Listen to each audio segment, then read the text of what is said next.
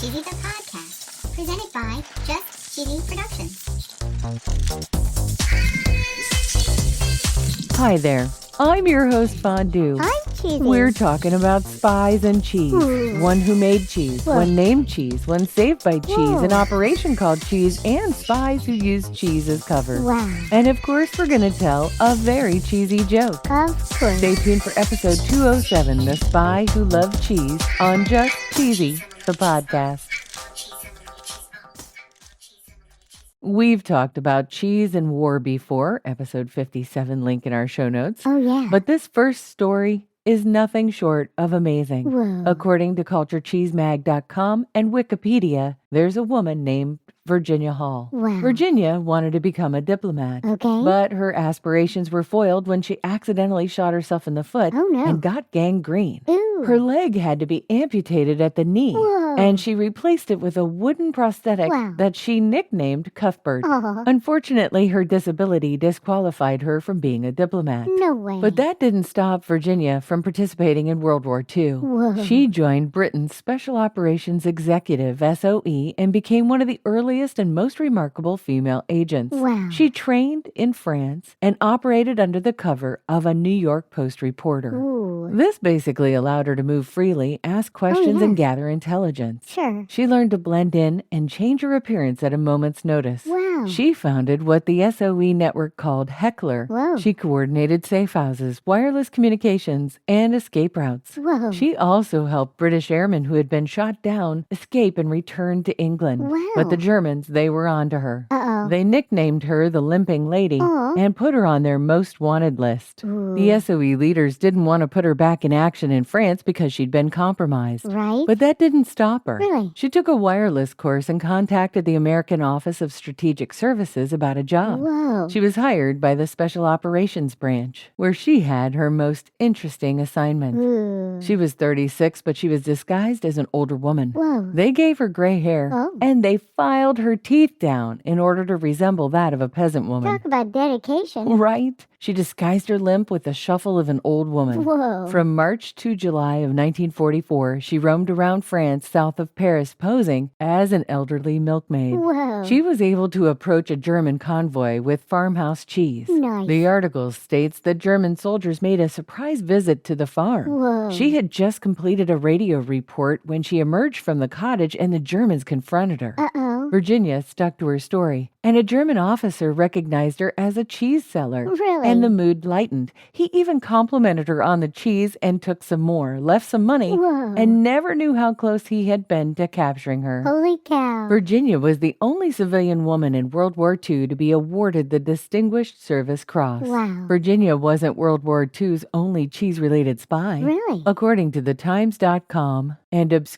obscurehistories.org, Renato Levi worked under the code name Cheese for British MI6. Whoa. He built a fake spy network so convincing that it deceived the Nazis for over 6 years. Whoa. He had a money drop nicknamed Mousetrap. Mousetrap.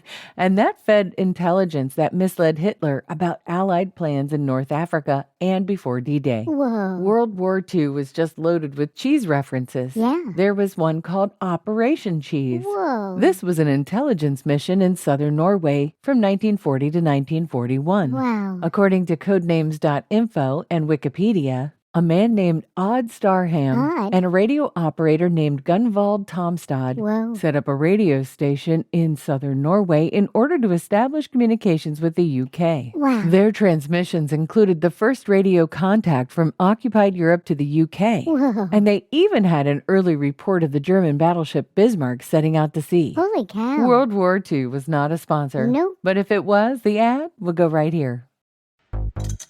Have you ever wanted to listen to the web? Yeah. Well, Newsly makes that possible. They do? They're an all-in-one audio super app for iOS and Android. Super app. You can listen to trending articles on the web on topics that you choose and get them read to you in a natural human voice. What kind of topics? Sports, Cheese? tech, business, science. Cheese? I'm sure there's even cheese. Yay. They even have an entire section for podcasts. Are we there? Of course we are. Ooh. It's one of my new favorite podcast apps. They even have digital radio. Holy cow. Just go to www.newsly.me to download it free. Whoa. Or use the link in the description.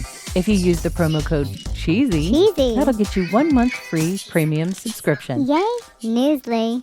Now, back to the podcast.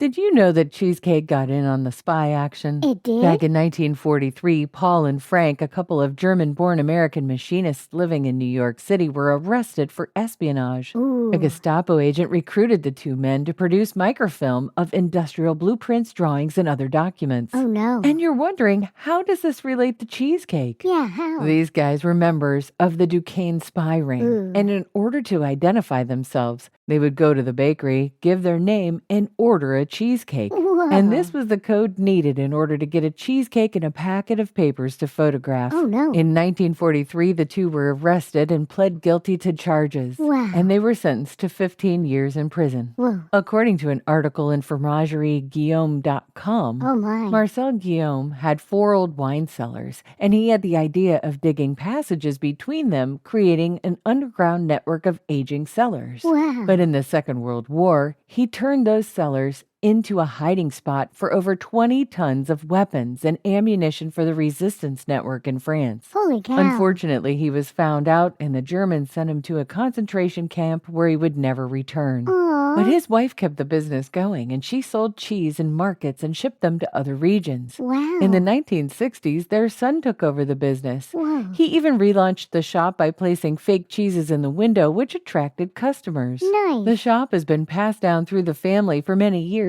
and it still exists today. Wow. And you can even take a look at their cheeses on their website. Ooh, yum. No Spy Tales would be complete without talking about the Cold War. Right? In 1985, here comes some name butchery. Oh, no. Oleg Gordievsky, a KGB colonel, defected to the UK. Whoa. In order to smuggle him across the border to the west, he had to hide out in the trunk of a car. Ooh. At their first crossing, the man pulled a metallic silver space blanket over himself to mask his body heat from the guards' thermal imaging cameras. Whoa. They made it through 2 more checkpoints. Wow. But the next one was far more of a problem. Uh-oh. He heard the sound of the sniffing and whining of dogs. Oh. He knew that if they smelled him, they would surely find him and the game was up. Oh, yeah. But by some stroke of luck, the dogs seemed to ignore the trunk and they seemed more interested in the front of the car. They did? The reason was a packet of cheese and onion crackers. Cheese to the rescue. The lady in the front of the car trying to smuggle him through acted as a decoy and casually fed the dogs the crackers and cheese. Yum. In order to look convincing, she also had a baby that she was nursing, and she took its dirty diaper Oh. and tossed it on the ground, which was Ew. actually enough to overpower the noses of the dogs. Duh. They were able to drive off undetected. Nice. And straight out of James Bond and the website called artofmanliness.com. Art of what? In an article about 15 cool spy concealments, they talk about shoes. Shoes? The first heel compartment of a shoe was created in 1901. Whoa. And apparently Houdini used it to hide keys for his escapes. He did? Clayton Hutton designed flying boots for the RAF pilots that had a secret compartment in the heel. Whoa. They could actually stash things like food packets or maps. Wow. Hutton was also able to hide cheese wire in the laces of some of the shoes. Oh, yeah. This was in case any of the soldiers were taken prisoner. Whoa. They would be able to use the wire to cut through metal bars and escape. Holy cow. This article has a lot of really nifty inventions that put James Bond to shame. I'm ready for a joke, Fondue. Okay. Why are Swiss cheeses the best secret agents? I don't know why. Because they have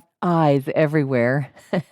Get it? Uh-huh. Seriously? Did you not listen to episode 59 called Holes, Holes, Holes about Swiss cheese and the holes being called eyes?